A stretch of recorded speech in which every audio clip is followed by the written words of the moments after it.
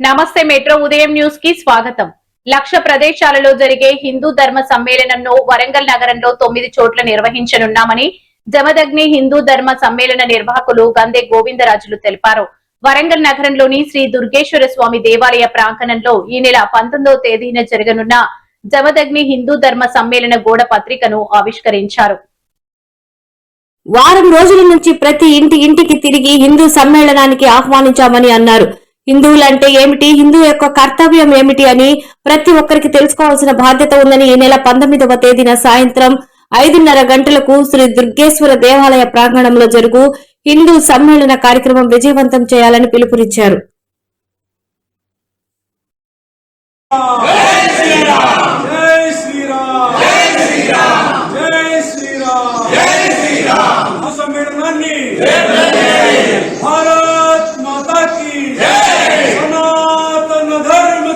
మన వరంగల్ డివిజన్ వరంగల్ నగరంలో 8 ప్లేసులలో జరుపుతున్నాము.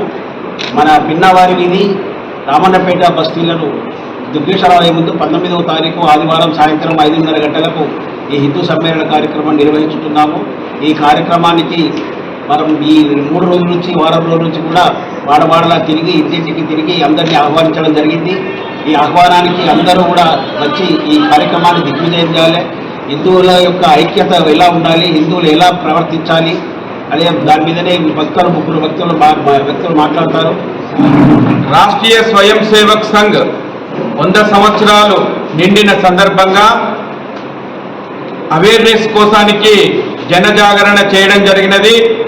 రాష్ట్రీయ స్వయం సేవక్ సంఘ్ పంచ పరివర్తన్ అని 5 అంశాలను ప్రజలలోనికి తీసుకొని వెళ్ళి చైతన్యం తీసుకొచ్చి మనము పర్యావరణాన్ని ఏ విధంగా కాపాడుకోవాలి, మన కుటుంబాలను ఏ విధంగా కాపాడుకోవాలి, మన పౌర విధులు అంటే ఏమిటి, మన కుటుంబాలను ఏ విధంగా రక్షించుకోవాలి, సమాజంలో మనందరం కూడా ఏ విధంగా జీవించాలి, మన హిందూ మతాన్ని హిందూ సంస్కృతిని ఏ విధంగా కాపాడుకోవాలి అనేటువంటి సంకల్పాన్ని రాష్ట్రీయ స్వయం సేవక్ సంఘ్ వీధి వీధికి తిరిగి జనజాగరణ చేయడం జరిగినది.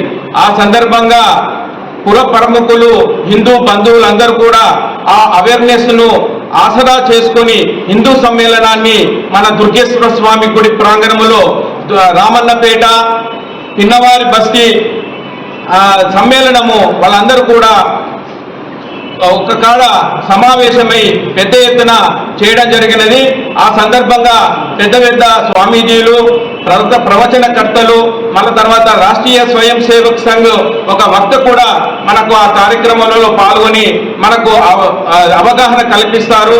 కాబట్టి పుర ప్రముఖులు, హిందూ బంధువులు అందరూ కూడా ఈ యొక్క 19వ తారీఖు నాడు సాయంత్రం 5:30 జరిగేటువంటి హిందూ సమ్మేళనానికి కుటుంబ సమేతంగా వాడ నుంచి పల్లె నుంచి కూడా మంగళారతులతోని ర్యాలీగా వెళ్లి ఆ కార్యక్రమం పాల్గొనాలి, విజయవంతం చేయాలి.